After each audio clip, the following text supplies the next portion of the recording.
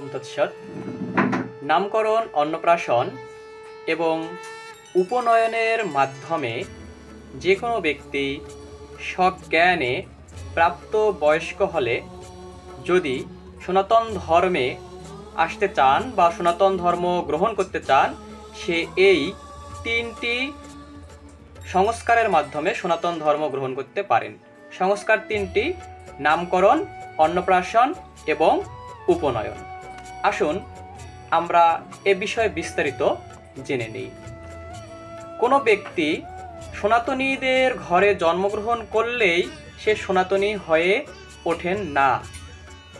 বেদের 16টি সংস্কার রয়েছে, যেই সংস্কার 16টিকে বর্তমান সঠিকভাবে যুগ উপযোগীভাবে পালন করার জন্য সনাতনী সংঘ দশবিধ সংস্কার বা দশবিধ কর্মে পুনরায় প্রবর্তন করেছেন। এই দশবিধ সংস্কার বা দশবিধ কর্ম কি? দশবিধ সংস্কার বা দশবিধ কর্মের প্রথমে রয়েছে স্থিতি, দ্বিতীয় হলো গর্ভ সংস্কার, তৃতীয় জাতকর্ম, চতুর্থ অন্নপ্রাশন, পঞ্চম বিদ্যালাভ, ষষ্ঠ উপনয়ন, সপ্তম বিবাহ, অষ্টম প্রাচিত্য, নবম মৃত্যু এবং দশমতম হলো শ্রাদ্ধ।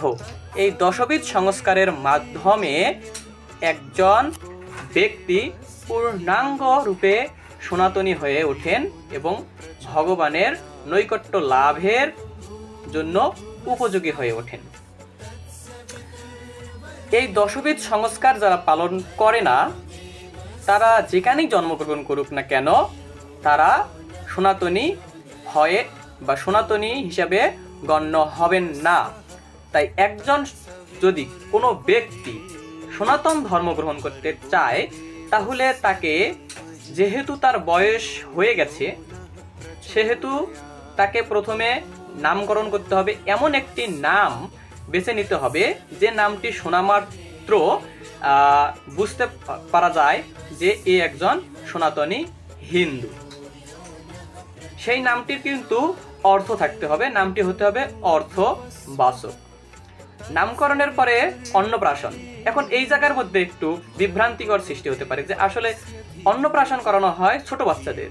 একজন বড় মানুষের 18 বছরে বা তারও ঊর্ধ্বে যার বয়স হয়েছে, তাকে কিভাবে অন্নপ্রাশন করানো হবে? মহাভারতে দেখা যায় দ্রৌপদী যখন অগ্নিকুণ্ড থেকে জন্মগ্রহণ করেন বা যজ্ঞ থেকে জন্মগ্রহণ করেন, তখন কিন্তু সে একজন পূর্ণ যুবতী ছিলেন। তথাপি তার কিন্তু নামকরণ এবং অন্নপ্রাশন হয়েছে।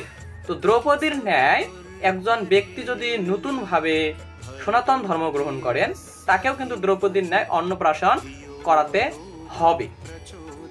সে যে কেউ করাতে পারে, বেদ মন্ত্র দ্বারা, গীতা পাঠের মাধ্যমে তাকে অন্নপ্রাশন করাতে হবে।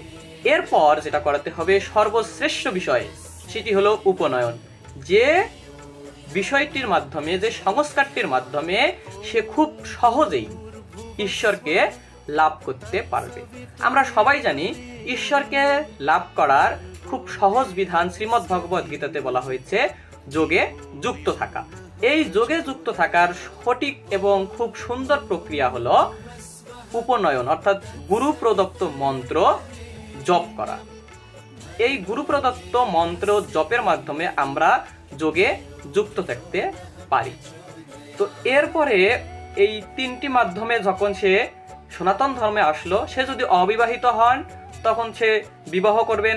তারপরে বিবাহের পরে সন্তানাদি যখন তার হবে, তখন তারপরে সন্তানাদি বড় হওয়ার পরে সে যখন এই বানপ্রস্থ আশ্রমে যাবে, তখন সে কি করবে?